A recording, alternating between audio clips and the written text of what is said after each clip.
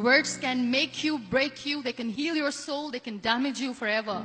So I always try to use the positive words in my life wherever I go. They call it adversity, I call it opportunity. They call it weakness, I call it strength. They call me disabled, I call myself differently abled. They see my disability, I see my ability. There are some incidents that happen in your life, and those incidents are so strong that they change your DNA. And I'm going to share what exactly happened to me. I was 18 years old when I got married. And this thing I'm sharing for the very first time on an international level. I was 18 years old when I got married. I belonged to a very conservative family, a Baloch family, where good daughters never say no to their parents. My father wanted me to get married. And all I said was, if that makes you happy, I'll say yes. And of course, it was never a happy marriage. Just about after 2 years of getting married, about 9 years ago, I met a car accident. Somehow my husband fell asleep and the car fell in the ditch. He managed to jump out, saved himself. I'm happy for him. But I stayed inside the car and I sustained a lot of injuries. The list is a bit long. Radius ulna of my right arm were fractured. The wrist was fractured. Shoulder bone and collarbone were fractured.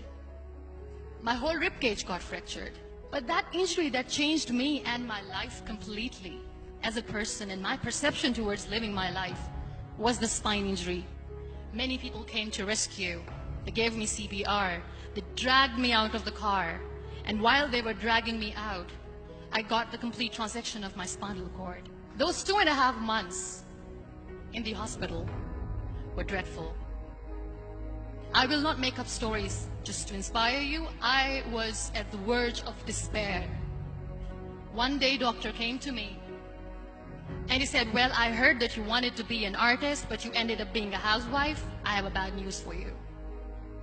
You won't be able to paint again because your wrist and your arm are so deformed, you won't be able to hold a pen again. And I stayed quiet. Next day, doctor came to me and said, your spine injury is so bad, you won't be able to walk again. I took a deep breath and I said, it's all right.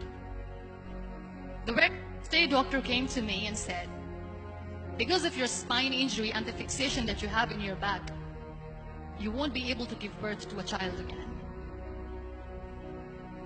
That day, I was devastated. I still remember, I asked my mother, why me? And that is where I started to question my existence. Why am I even alive? What's the point of living? I won't be able to be a mother again. And that was quite devastating for me. But then I realized there are so many children in the world, all they want is acceptance. So there is no point of crying, just go and adopt one. And that's what I did. I gave my name in different organizations, different orphanages. I didn't mention that I'm on a wheelchair, dying to have a child. So I just told them that this is Muniba Mazari and she wants to adopt a boy or girl, whatsoever, but I want to adopt a kid. And I waited patiently. 2 years later, I got this call from a very small city in Pakistan. I got a call and they said, are you Muniba Mazari? There is a baby boy and would you like to adopt? And when I say yes, I could literally feel the labor pain. I said, yes, I am going to adopt him. I am coming to take him home. And when I reached there, the man was sitting and he was looking at me from head to toe. And in the back of my head, I kept thinking that, oh, he's going to say she's on the wheelchair. She doesn't deserve it. How is she going to take care of him? And I looked at him and I said, do not judge me because I'm on the wheelchair. But you know what he said? He said, I know you will be the best mother of this child. You both are lucky to have each other. And that day, I was 2 years old, 2 days old, and today he's 6. You know when you end up being on the wheelchair, what's the most painful thing? People think that they will not be accepted by the people because we, in the world of perfect people, are imperfect. So I decided to appear more in public. I started to paint. I always wanted to. I have done a lot of exhibitions. I'm Pakistan's first wheelchair-bound artist. I have done a lot of modeling campaigns. I became the National Goodwill Ambassador for UN Women Pakistan, and now I speak for the rights of women, children. We talk about inclusion, diversity, gender equality, which is a must. I was featured in BBC 100 Women for 2015. I'm one of the Forbes 30 under 30 for 2016. We have this amazing fantasy about life. This is how things should work. This is my plan. It should go as per my plan. If that doesn't happen, we give up. So my dear friends, let me tell you one thing. I never wanted to be on the wheelchair. Never thought of being on the wheelchair. I was always aspiring to do bigger things, but had no idea that for that I have to pay the price to be where I am today. It's a very heavy price. It is okay to be scared. It is okay to cry.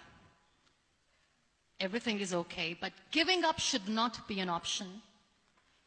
They always say that failure is not an option. Failure should be an option, because when you fail, you get up, and then you fail, and then you get up, and that keeps you going. That's how humans are strong.